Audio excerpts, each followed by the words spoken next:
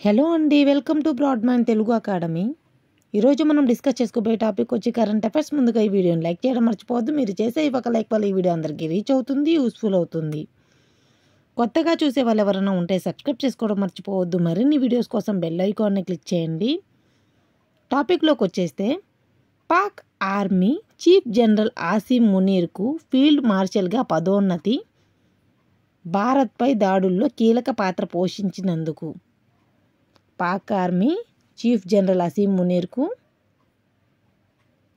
Field మార్షల్గా పదోన్నతి. ఎందుకంటే భారత్పై దాడుల్లో కీలక పాత్ర పోషించినందుకు ఆయనకి పదోన్నతిని ఇస్తున్నారు.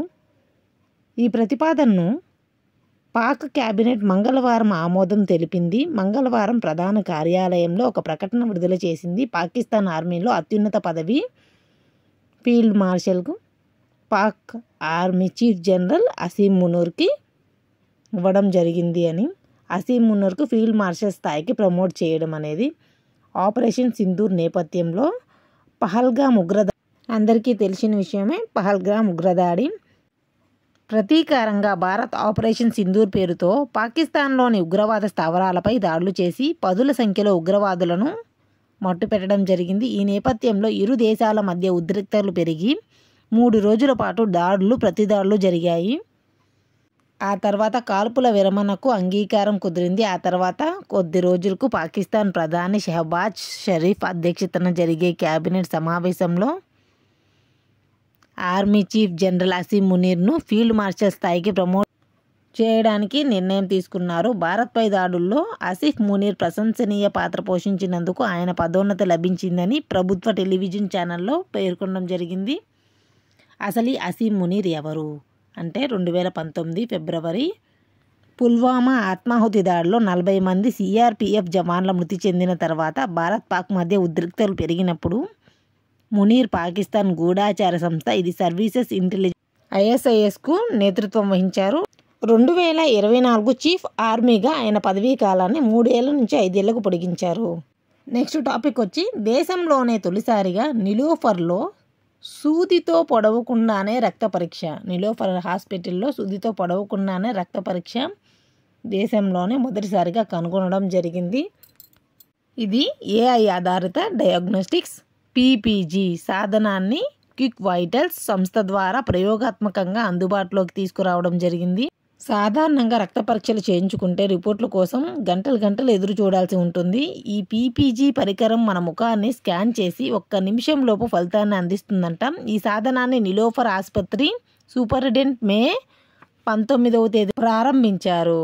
దీని ప్రాసెస్ ఏంటంటే, SED ట్రైపోడ్కు అమర్చిన PPG పరికరంతో అనుసంధానితమైన సెల్ ఫోన్ స్క్రీన్ వైపు 30 నుంచి 40 సెకండ్లు చూస్తే చాలు రక్తపోటు, ఆక్సిజన్ సరఫరా, హార్ట్ బీటు, రెస్పిరేషన్, ఒత్తిడి స్థాయిలు, హిమోగ్లోబిన్ 1%, పల్స్, రెస్పిరేటరీ కోషంటు ఎన్నో తెలుసుకోవచ్చంట. వాటి యాక్టివిటీస్ కూడా తెలుసుకోవచ్చంట ఈ రక్త పరీక్ష ద్వారా. నెక్స్ట్ టాపిక్ వచ్చి, సంపూర్ణ అక్షరాస్యత సాధించిన మిజోరాం రాష్ట్రం.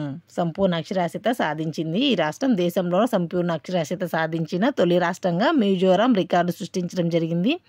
ఈ మేరకు మిజోరాం యూనివర్సిటీలో జరిగిన ఒక కార్యక్రమంలో ఆ రాష్ట్ర సీఎం లాల్ దుహామా, కేంద్ర విద్యాశాఖ మంత్రి జయంత్ చౌదరి సమక్షంలో మే 20న ఈ విషయాన్ని ప్రకటించారు. 2011లో 91.33% అక్షరాస్యత ఉంది. దేశంలో 3వ స్థానంలో ఉన్న ఈ రాష్ట్రం ఇప్పుడు దాన్ని బ్రేక్ చేసింది. ప్రస్తుతం మిజోరాం అక్షరాస్యత రేటు 98.82 ఉన్నట్లు సీఎం పేర్కొన్నారు. నెక్స్ట్ వచ్చేసి, బలవంతపు మత మార్పిళ్లు కుదరవు. అలహాబాద్ హైకోర్టు తీర్పు ఇచ్చింది.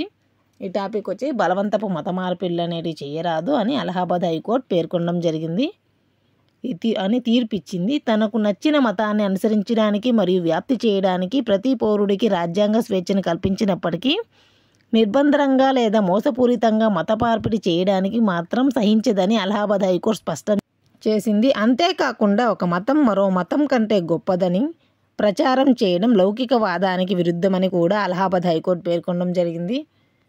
భారత రాజ్యాంగంలో ఆర్టికల్ 25 ప్రతి వ్యక్తికి తమకు నచ్చిన మతాన్ని స్వేచ్ఛగా ఆచరించే, విశ్వసించే మరియు ప్రచారం చేసుకునే హక్కును కలిగిస్తుంది. అయితే ఈ హక్కు ఇతరులను బలవంతంగా మార్పిడికి అనుమతించదు. కేవలం వారి యొక్క వ్యక్తిగతానికి మాత్రమే. అసలు మతానికి సంబంధించి రాజ్యాంగపరమైన రక్షణలు ఏమున్నాయంటే ఆర్టికల్ 26, ఆర్టికల్ 27, ఆర్టికల్ 28. ఈ వీడియో మీకు నచ్చినట్లయితే లైక్ చేయండి, షేర్ చేయండి, సబ్స్క్రైబ్ చేయండి. మరిన్ని వీడియోస్ కోసం బెల్ ఐకాన్ క్లిక్ చేయండి.